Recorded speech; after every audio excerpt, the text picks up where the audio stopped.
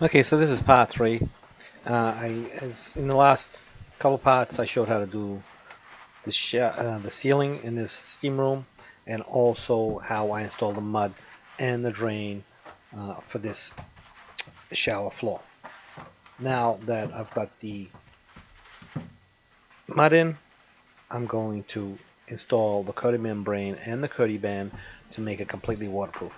Don't have to wait any length of time. You can do this the next day. You don't have to wait a period of time for the mud to cure or anything like that. You can actually install it the very next day.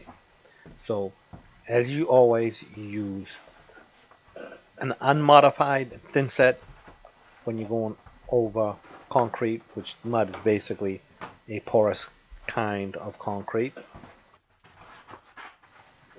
You always want to get a 2-inch overlap on any seams and use the Kerdi trowel which is an 8 by 8 by 8 square notch trowel. You can use a V notch trowel. I forget the exact size because I always use the V notch, but I mean the square notch Kerdi trowel. And make sure you don't leave any globs when you're spreading the Thinset, and you press it into the Thinset really good and get good transfer to the membrane. I'm going to go through all these points in a minute. I just want to give you an overview of what I'm going to be doing. So I always dry lay everything and cut everything in so that I know everything's going to fit and I have all the pieces. So once I've done that, it's time to cut the hole for the drain. Now in the Kerdi drain kit, there's going to be a couple of templates, paper templates. One is for the hole that you cut in the floor, and the other one is for the hole you cut in the membrane for the drain. So use that template to, like I'm doing here, to mark out the hole for the bonding flange, and then you can just cut it with a pair of scissors, as I'm going to show you in a minute.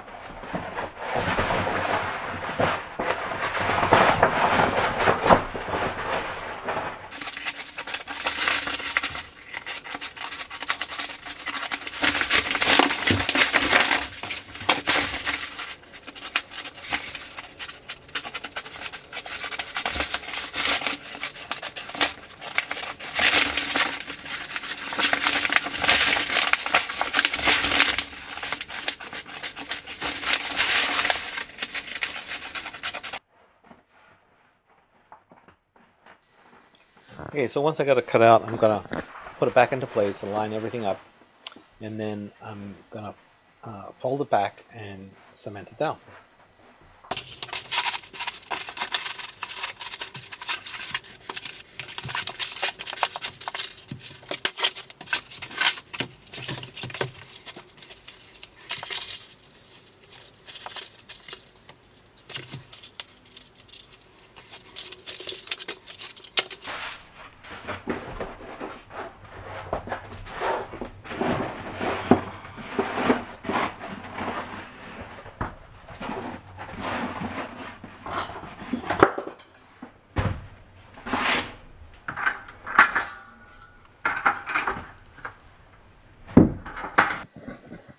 Okay, so once again, this is a unmodified Thinset, and I'm using the Kerdi trowel, which is an 1/8 inch by 1/8 inch by 1/8 inch square notch trowel. Normally, I would sponge down the area and then, flat trowel it. I forgot to sponge down the area. No one's perfect. And this time I forgot. Not a big deal. I like to do that just as an extra step, but it's not going to be the end of the world if you don't. So, but I always flat trowel the surface that I'm applying the thin set, and that is to key in the thin set, and then I will notch out the thin set to gauge it out the correct depth of thin set for the Kerdi membrane.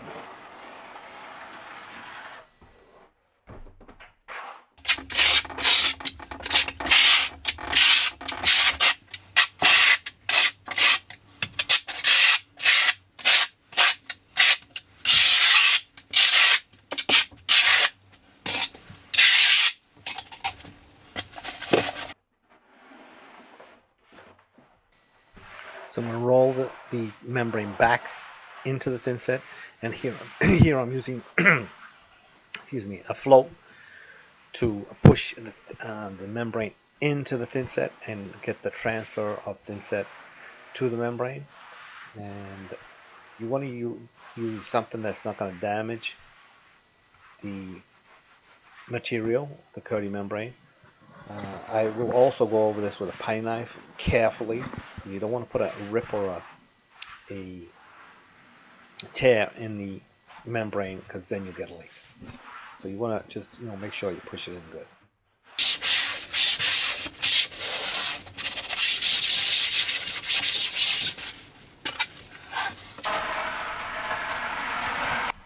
So here I'm using a putty knife, a wide putty knife, to smooth it off even more.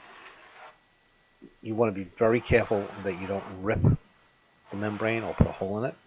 And this is just the step that I do to make sure that I got no bumps or humps or accumulation of thin set in any one spot. Just make sure it's nice and smoothed out.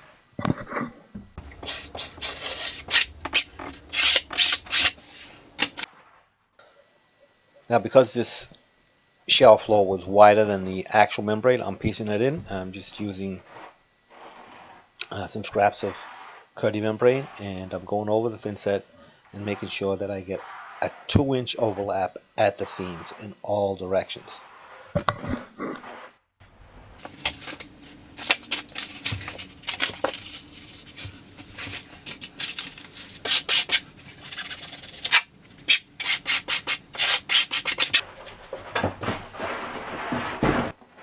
Okay, so I got one side done.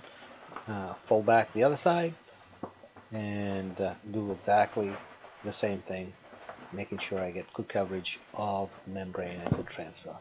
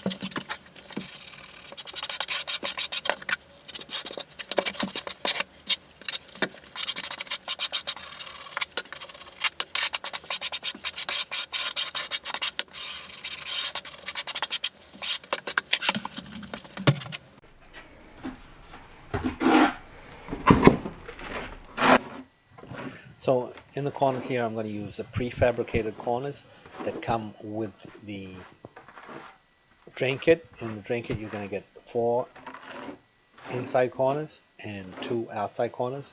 The outside corners you use for the curve. And so you use the same trowel, same thin set. You put you spread your thin set and then put your corner in and smooth it into the thinset with a putty knife. Most times it's better to use two putty knives, one to hold the corner in place and the other one to smooth it into the thinset.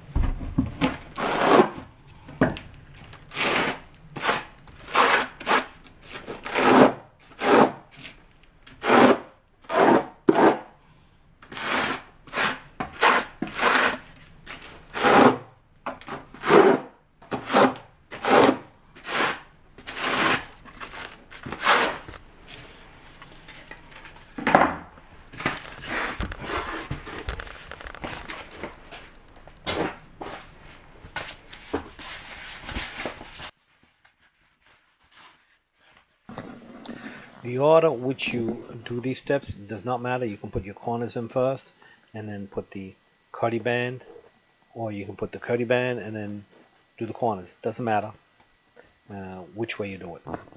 So this is a 5-inch Kerdi-Band that I'm using.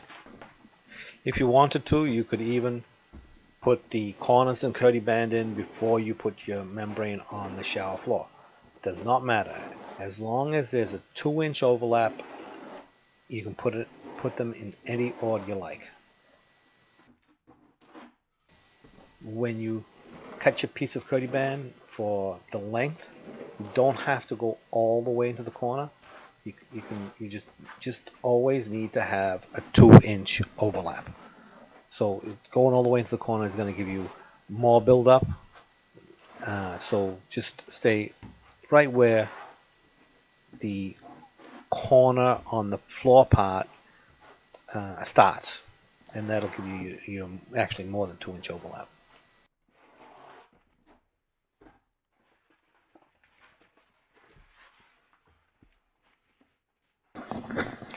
So you spread your thinset and then place your piece of Kerdi-Band in. You can crease it if you want, if that helps you, to get a flat, even seam. And once again, with your putty knife, you press it in. Always being careful not to tear the membrane. So I've done this a bunch of times, so many times. So you kind of get the feel of it for it after you've done it a few times.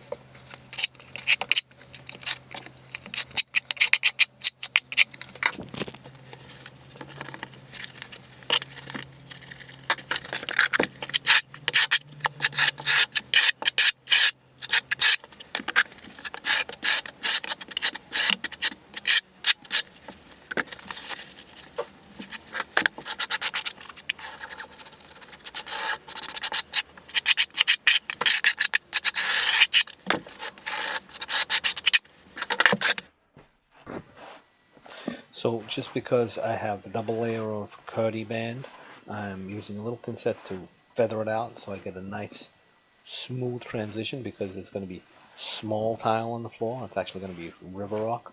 I don't need to do it on the walls because I have very large tile. Okay, so that's it. All done. Let it dry. Okay, so this has had the weekend to set, and now I'm flood testing it for 24 hours, and then we can start installing some tile.